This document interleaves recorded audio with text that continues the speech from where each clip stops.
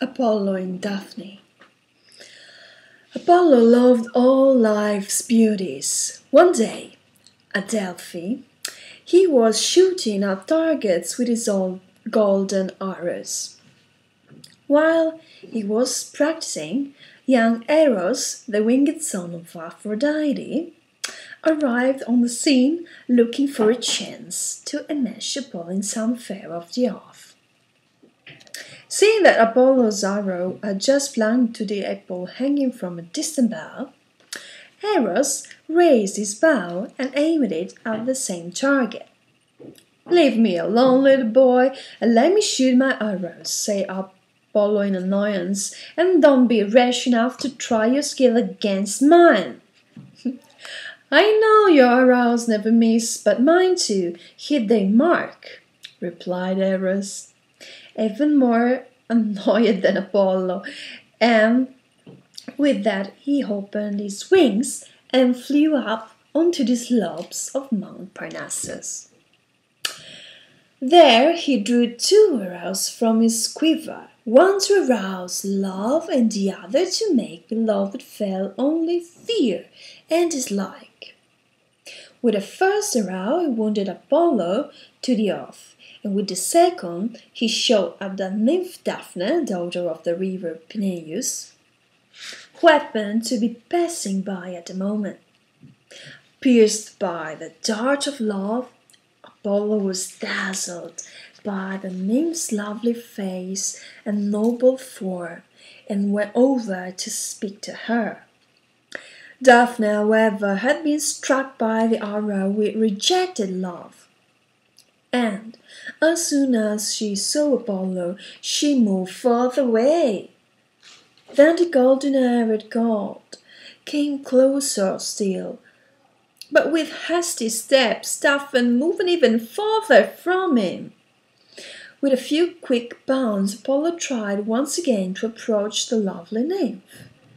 That was enough. Daphne took to her heels.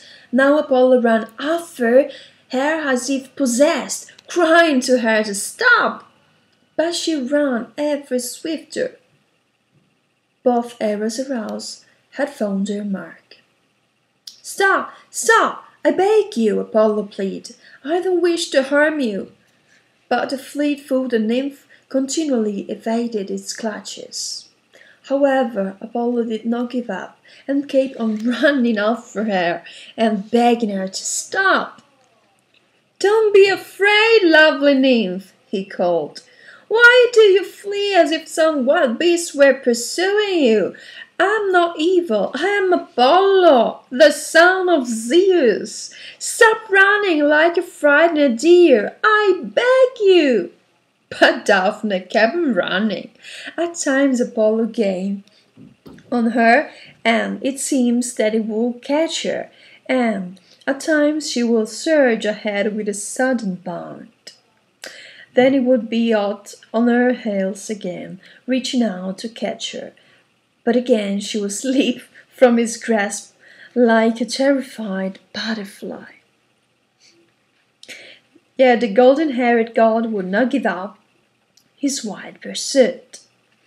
The dart of love had lit a fire within him, which could not be quenched. She can't last out much longer. Sooner or later she will tire, and I shall catch her, said Apollo to himself, as he kept on running after the nymph. Sure enough, Daphne was eventually begun to tire. Apollo drew nearer and nearer to her. Now he was stretching out his hands. Now he was about to charge her. Now she was almost in his grasp. "Oh, God and Mother Earth," gasped Daphne, "why do you let me fall into Apollo's clutches? I don't want Apollo for my husband. I would rather become a rock or a tree than have Apollo touch me." Hardly had Daphne spoken these words when her feet became rooted to the ground. From her hair and her arms sprang branches and leaves, while her body became the trunk of a tree.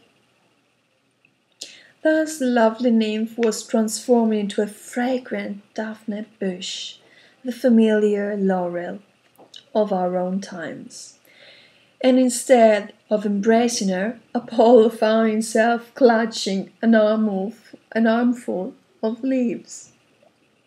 The golden-haired god was overcome with sorrow.